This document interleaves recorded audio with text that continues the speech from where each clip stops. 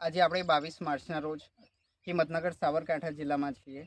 અહીંયા આપણે ભીંડાના એક પ્રોગ્રેસિવ ફાર્મરની મુલાકાતે આવ્યા છીએ, જેને કલ્યાણી ભીંડા વાયેલા છે. આજે 85 દિવસનો પ્લોટ છે અને ખેડૂતના શબ્દોમાં આપણે જાણીશું કે એમનો અનુભવ બીજી વેરાયટી જે આજ સુધી કરી અને કલ્યાણીમાં શું અલગ, સારો કે ખરાબ રહ્યો. તમારો પરિચય અને તમે કેટલા વર્ષથી ખેતી કરો છો અને બીજો તમારો જે અનુભવ રહ્યો હોય એ કહો. મારું નામ ઉત્તમભાઈ મનોહરભાઈ પટેલ, ગામ ગડકન, તાલુકો પ્રાંતિજ, જિલ્લો સાબરકાંઠા. હું 6-7 વર્ષથી ભીંડા રેગ્યુલર વાવું છું. દર વર્ષે નવી ક્વોલિટી લગાવું છું. એમાં જે મેં આ કલ્યાણી લગાવી છે એનું રિઝલ્ટ સારું છે, એનું ફર બી સારું છે, કલર બી સારો છે, રોગ પ્રતિકારક શક્તિ બી સારી છે. વીઘે તમારે ઉતારો કેટલો આવે છે એક વીણીમાં? વીઘે શરૂઆતમાં મેં પહેલી વીણી કરી ત્યારે મારા 6 મણથી 7 મણ નીકળ્યા હતા. પછી રેગ્યુલર 8, 10, 12 મણ સુધી પહોંચી ગયેલું.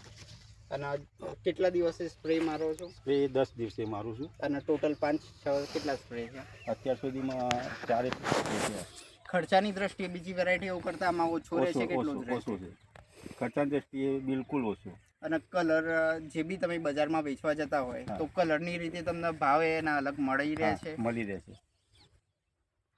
માલ બજારમાં જાય પહેલી જ ગોસડી આપણી જતી રહે છે. બરાબર.